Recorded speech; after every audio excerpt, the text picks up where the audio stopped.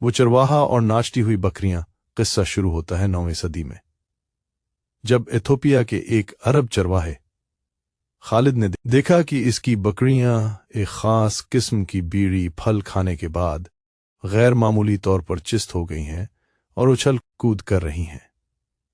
خالد نے جب خود وہ بیڑیاں کھائیں تو اسے بھی توانائی کا احساس ہوا۔ ایک صوفی بزرگوں کا پسندیدہ مشروب۔ پھر یہ بیڑیاں یمن پہنچیں، جہاں صوفی بزرگوں نے اسے باقاعدہ پکا کر پینا شروع کیا۔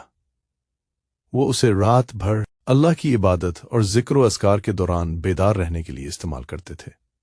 یمن سے ہی اس کا نام قہوہ پڑا، جو آگے چل کر کافی بن گیا۔ جب یورپ نے اسے شیطانی مشروب کہا۔